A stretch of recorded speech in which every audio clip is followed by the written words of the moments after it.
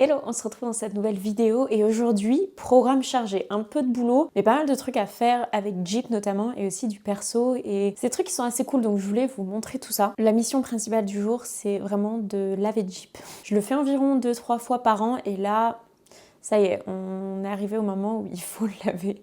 Du coup, on va faire ça. J'ai pas trop le choix en termes de délai parce que on est en plein hiver. Et aujourd'hui, il fait pas trop froid et surtout, les prochains jours, il pleut. Donc clairement, c'est pas une option. En plus de ça, je dois laver aussi son tapis. Donc on va tout faire d'un coup. On va vraiment laver le chien et ses affaires en une fois, ce sera très bien. Avant ça, j'ai un peu de travail de mon côté. J'en ai jamais trop parlé, mais je fais du freelance à côté de mon activité d'éducation canine. C'est purement alimentaire, c'est facile entre guillemets, et ça me permet de vivre tout simplement. Le temps de justement restructurer un petit peu mon activité d'éducation canine parce que les cours individuels, etc., ça me convient plus trop, donc je suis en train de créer une approche un petit peu différente qui change un peu aussi avec un format justement différent et ça demande un peu de temps. Donc d'ici là, je m'occupe et je gagne ma vie autrement. Dans l'immédiat, c'est comme ça, donc je vais faire ça et je vous reprends après pour laver Jeep. Je vous retrouve un peu plus tard, le soleil dans les yeux. Mais bon, c'est un bon problème à avoir. J'ai essayé de me caler pile au niveau de la structure de la porte. Avant de le laver, je me suis dit que j'allais lui laver les oreilles parce qu'il a eu des petits problèmes au niveau des oreilles l'année dernière et du coup, j'essaye de faire ça assez régulièrement, même si j'avoue que ça fait un petit moment que je l'ai pas fait. J'utilise ce petit produit, c'est, je sais pas, un produit Veto qu'on m'a donné, nettoyant oculaire et décompresse tout simplement. Alors il aime bien sans aimer dans le sens où le moment où il faut mettre le produit bof, après le fait de nettoyer avec la compresse c'est un truc qu'il adore parce qu'il adore qu'on lui gratte les oreilles tout simplement. Je vais y arriver. J'arrive pas. Allez c'est bon. Je garde mes petites compresses prêtes. Non. Jeep, debout. Du coup, le conduit auditif du chien, oups, il est en L. Là. Et du coup, il faut bien mettre le produit au fond. Je masse vraiment dans son oreille. C'est le moment qu'il préfère. Et ensuite, je passe juste la compresse. Comme ça, un peu partout. Je vais appliquer un petit peu plus de produit là. C'est bien mon chien. Waouh, ses oreilles toutes propres. Tous les petits plis parce qu'il y en a beaucoup. C'est bien mon chien. Trop gentil. Ouais, pas foufou, hein. Fais l'autre. Oh. Je pense que j'ai trop dévissé la bouteille et j'en fous partout. On a ensuite avec la compresse.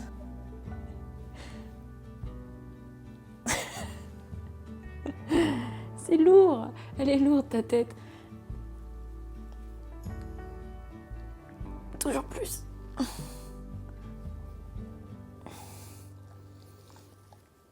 Allez, ça ira bien. Bon, c'était pas du luxe. Bravo mon chien. Qu'est-ce que tu fais là? À la douche. C'est bien. Je le garde, la laisse tout le temps comme ça me permet de pouvoir le gérer un peu mieux. On va pas mettre trop chaud. J'ai enlevé le truc de la douche pour que les poils soient plus faciles à ramasser. Il a tellement de sous-poils en ce moment, c'est horrible. Du coup, à le mouiller, c'est un peu long. Très bien ça.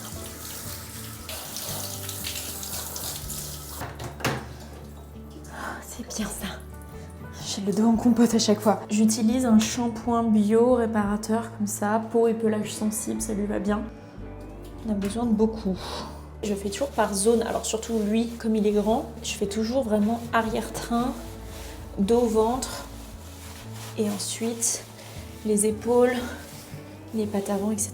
Mon but aussi quand je le lave justement, c'est d'aider à enlever un peu ce poil mort. J'arrive un peu à bout de ce shampoing là. Tu nous aides jusqu'au bout, au moins aujourd'hui.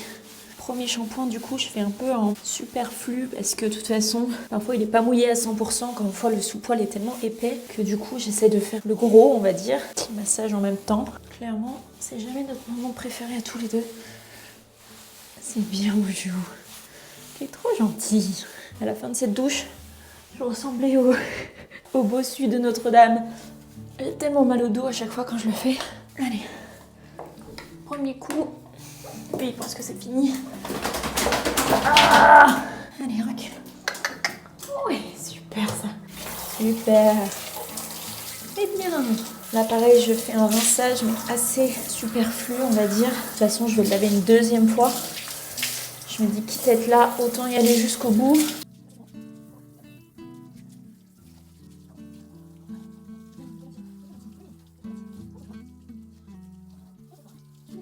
Super, là par contre je vais lui rincer la tête.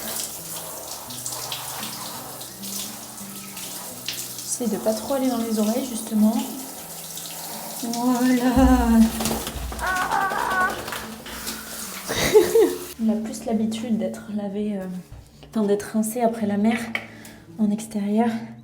On dirait pas là mais je maintiens son corps de force, certes, pas le choix. Clairement c'est le genre de moment où c'est important de rester calme, mais c'est pas toujours simple. On est d'accord.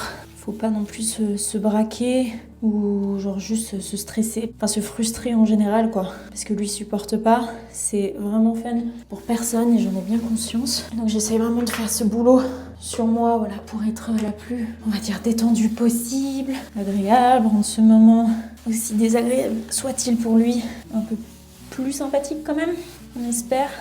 Je vais pas forcément jusqu'au bout des coussinets parce que clairement il n'y en a pas trop l'utilité. Super ça.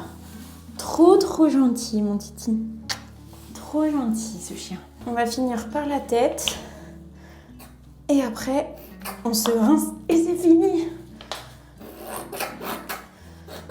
On est vraiment sur la mort du shampoing. Mes mains, c'est l'enfer. J'en ai de partout. On va juste sur le haut du crâne. Bah du coup, j'arrive pas trop à le mousser là.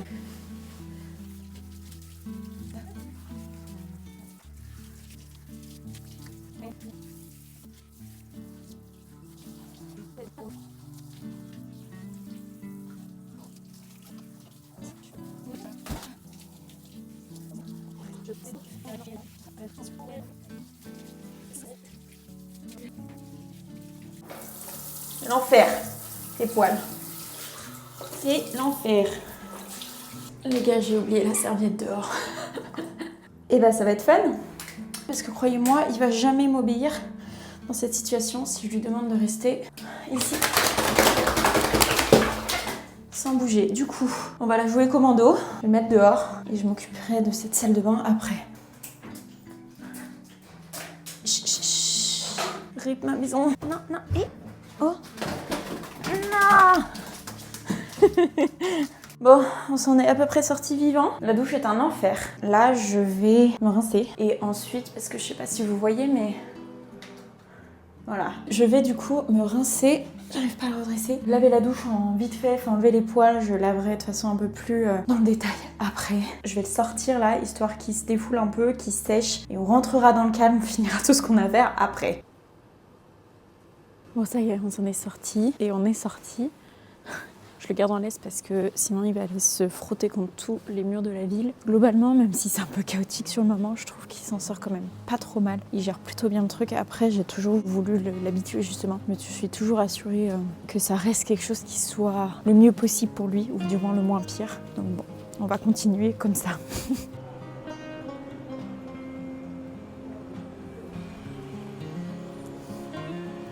Maintenant, on prend le temps de se promener. Lui, il sèche un peu et au moins, ça lui permet de décompresser un petit peu.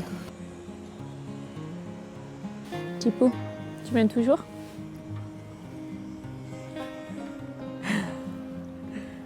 Oui. Et alors là, c'est le moment où il faut le brosser, parce qu'il y a encore énormément de poils qui partent. Donc on va faire ça en rentrant. Juste de passer ma main. Bonheur. Bonheur.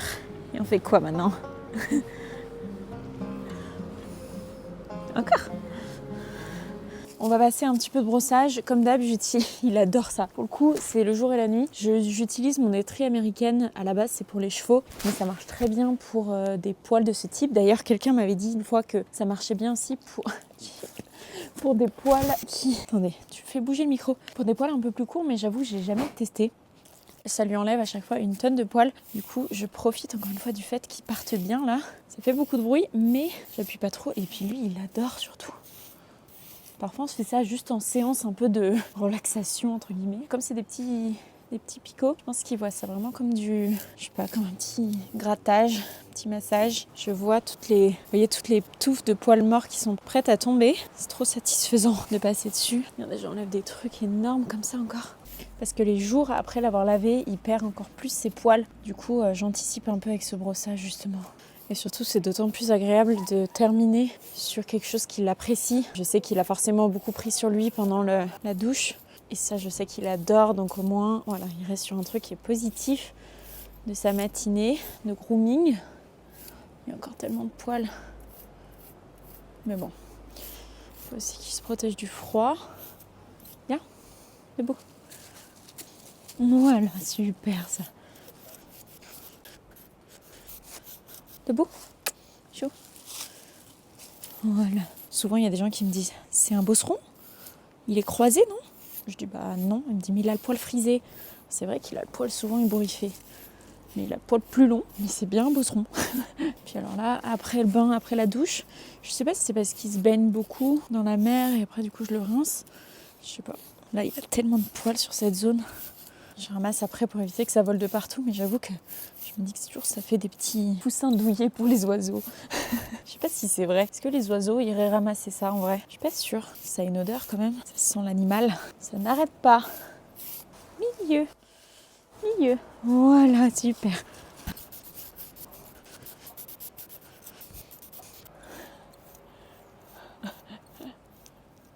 Mais attends.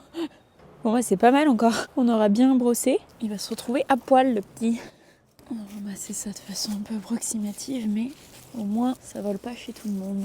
Bon, maintenant que monsieur est tout propre, on va s'attaquer à ça. C'est un lit, panier, tapis, je sais jamais comment les appeler. Je lui ai acheté en 2021, je crois. Ça remonte vraiment. Il faut que je le fasse reprendre un petit peu ici. Mais il est incroyable. Franchement, j'ai jamais été aussi satisfaite d'un tapis et je lui mets un peu la misère. Je le traîne de partout, en voiture, etc. Je l'ai trimballé un nombre de fois. Tout est déhoussable et c'est des petits coussins indépendants. Et celui du milieu se fragilise un petit peu. Je l'ai rembourré parce que je trouvais qu'il devenait un petit peu fin. Mais ouais, il est hyper sale. J'ai un peu honte. Pour le coup, je l'ai lavé plein de fois. À chaque fois, il sort nickel. Je lave à 30 tout seul. Et franchement, ça fait le taf. Donc, ce qui est un peu galère, c'est que la saleté, alors c'est beaucoup de sable en fait et de poils, se coince un petit peu. Il suffit juste de le retourner et vous voyez, il y a toutes les fermetures éclairs qui sont là. Et après, il faut tout enlever. Et on se retrouve avec les coussins. Voilà. Même les coussins, en fait, ont leur propre fermeture éclair. Donc, c'est assez pratique. D'ailleurs, j'avais retrouvé de quoi le rembourrer chez Jiffy. C'était parfait. Je galère un peu à une main. Attendez. Ça y est.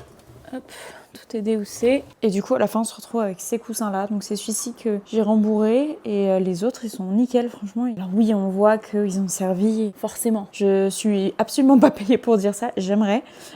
Mais j'ai essayé plusieurs tapis avant. Et franchement, ils se détruisaient. Ou je sais pas, ils tenaient pas du tout dans le temps. Et celui-ci, aussi bien au niveau de la matière que les coussins, le rembourrage, etc. Hyper facile à laver. Franchement, je vous recommande. Je vous mettrai le lien dans la description directement vers le tapis si jamais ça vous intéresse. On se retrouve dans ma voiture avec Jeep qui est juste ici. Je vous emmène parce que j'aimerais aller voir un centre équestre. En fait, je vous en avais parlé dans une vidéo précédente, je vous la mettrai dans le petit i, je sais jamais si c'est là ou là, mais j'avais notamment évoqué le fait que j'ai envie, je sais pas pourquoi, j'ai eu l'année dernière ce besoin presque un peu viscéral de reprendre certaines activités que je faisais quand j'étais plus jeune, parce que c'est des choses qui me passionnent toujours autant, à savoir notamment les chevaux, l'équitation et la musique. Maintenant, j'ai un bon piano électrique que j'ai avec moi, donc c'est trop cool parce que du coup, je peux jouer régulièrement. Quand j'étais petite aussi, je chantais. J'ai toujours chanté, maintenant c'est plus à titre personnel, on va dire. J'aimerais retravailler ça de façon un petit peu plus sérieuse, prendre des cours aussi, ça serait cool. Et j'ai toujours eu cet attrait pour les chevaux. Je crois que j'adore les chevaux autant que les chiens. Et du coup, j'ai vraiment envie de reprendre l'équitation, mais avec une approche plus axée sur le côté relation avec le cheval, bien-être du cheval aussi, apaisement, relâchement. Je suis pas une casse-cou.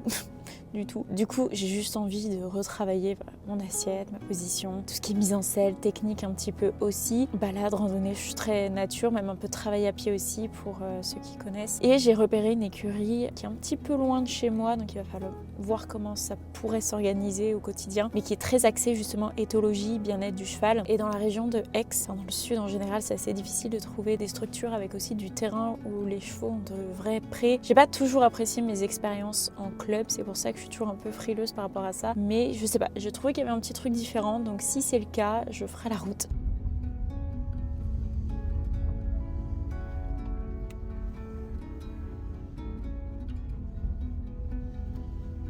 Du coup, je suis allée voir un petit peu comment ça se passait. Le cadre est incroyable. Si vous aimez ce côté Provence et tout, il y a plein d'oliviers. La route est géniale. Enfin, franchement, j'ai adoré le cadre. Je trouve que c'est hyper apaisant et pour moi, c'est important. Et très bon feeling aussi. J'ai pu poser 2-3 questions. Je vais éventuellement voir un jour pour faire un cours un peu SM et voir avant de me lancer potentiellement sur plusieurs séances. Donc, ouais, je suis contente. Tout le monde est calme, tout le monde se parle gentiment. Enfin, je sais pas si vous voyez ce que je veux dire. Enfin, peut-être que les gens qui montent à cheval ou qui ont fait du cheval comprendront. Mais parfois, dans certains clubs, c'est pas toujours aussi bienveillant. Surtout que, pile au moment où je suis arrivée, un enfant, un pauvre qui a fait une chute. Et je sais pas, ça s'est géré dans le calme. Enfin, c'était bon feeling. Donc, on va voir. Bon, et c'était avec cet éclairage un peu approximatif, j'en suis désolée. Et Jeep, juste ici que je vais terminer cette petite vidéo. Si vous avez des questions, n'hésitez pas à les laisser dans les commentaires. Et voilà, t'as autre chose à ajouter ?